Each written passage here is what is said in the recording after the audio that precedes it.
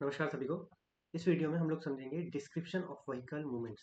तो व्हीकल में कौन कौन से फोर्सेस एक्ट करते हैं और व्हीकल का मास का क्या रोल होता है उसके एक्सेलरेशन में या फिर ओवरऑल डायनेमिक इक्वेशन में। तो इसको समझने के लिए सबसे पहले हमें समझना है कि न्यूटन का सेकेंड लॉ ऑफ मोशन क्या कहता है। तो न्यूटन का सेकेंड लॉ ऑफ मोशन हम सभी जानते हैं कि वो मोमेंटम कंजर्वेशन को प्रिजर्व करता है। जो मोमेंटम किसी भी व्हीकल का होता है या किसी भी ऑब्जेक्ट का होता है उसे कंजर्व करने के लिए इक्वेशंस न्यूटन ने दी थी। तो उस इक्वेशन के अकॉर्डिंग कोई भी व्हीकल या कोई भी ऑब्जेक्ट जिसका मास m है और उस पर कुछ फोर्सेस एक्ट कर रही हैं। सपोज इस फोर्स को हम कहते हैं F1, इस फोर्स को हम कहते हैं F2, और ये एक स्पीड से जा रहा है किसी जगह। तो इसमें न्यूटन ने कहा कि जो summation of all the forces होगा वो बराबर रहेगा मास इनटू एक्सीलरेशन के। ठीक है, तो ये एक जनरल इक्वेशन है।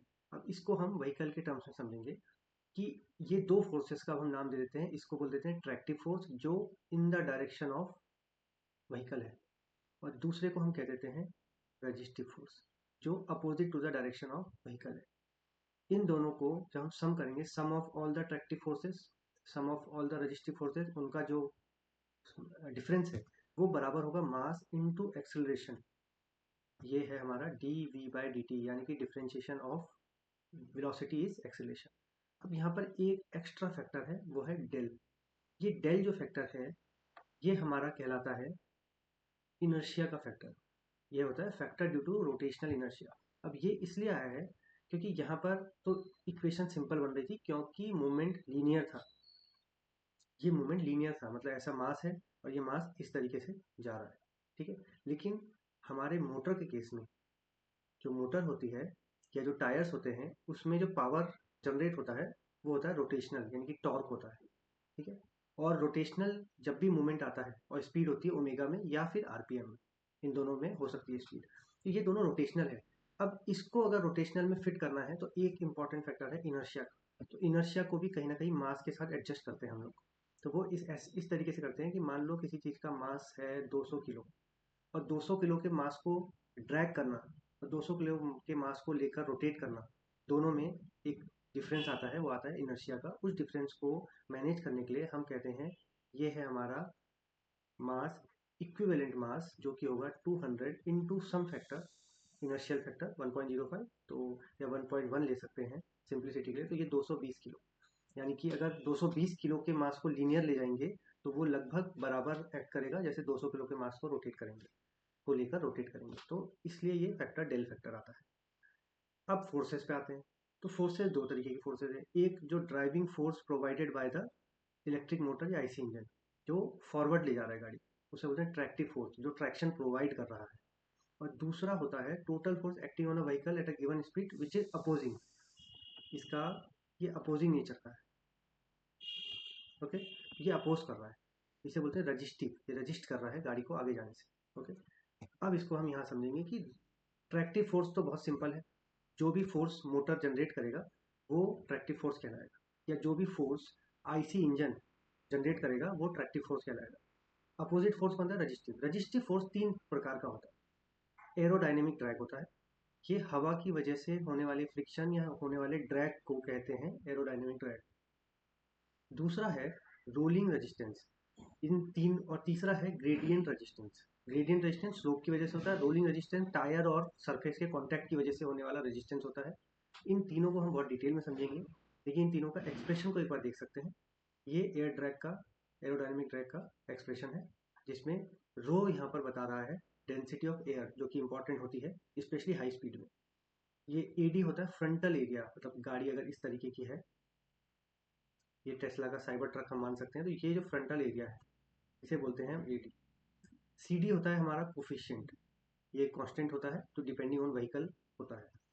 वी सबस्क्रिप्ट में वी का मतलब है व्हीकल की स्पीड, और विंड की स्पीड वी सबस्क्रिप्ट डब्ल्यू। इसी तरीके से म्यू फिर से रोलिंग रेजिस्टेंस का कोफिशियंट को कहते हैं।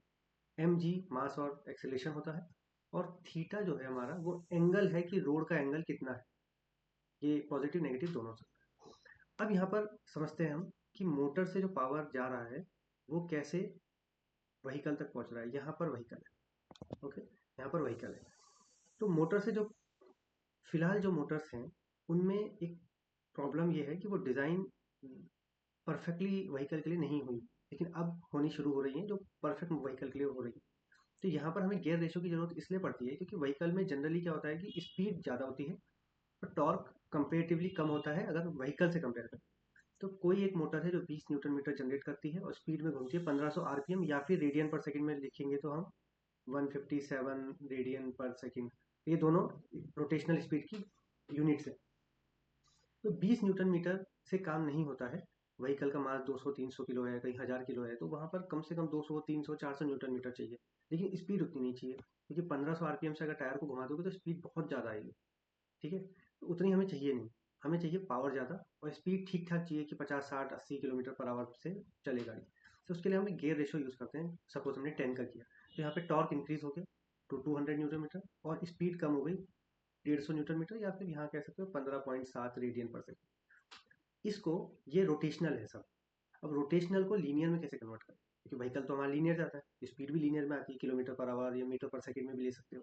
तो उसको कन्वर्ट करने के लिए हमें चाहिए टायर का रेडियस, और इसलिए टायर का रेडियस बहुत इंपॉर्टेंट होता है।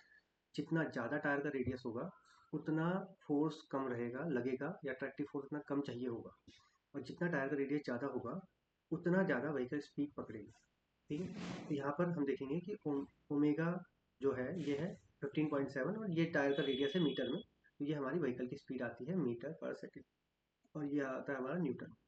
ठीक है, तो ये हमारा टोटल एक पावर ट्रेन से कैसे पावर फ्लो होता है टायर में जाता है और कैसे व्हीकल हमारा फॉरवर्ड मूव करता है।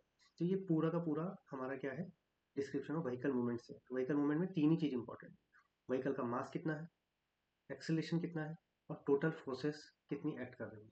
तो तीन चीज़ों से हमारा डिफाइन होता है कि व्हीकल का स्पीड क्या होगा, कितना टॉर्क चाहिए। तो टॉर्क भी हम यहाँ से बैक कैलकुलेट करके निकाल सकते हैं। ठीक है, तो ये हम आगे सीखेंगे।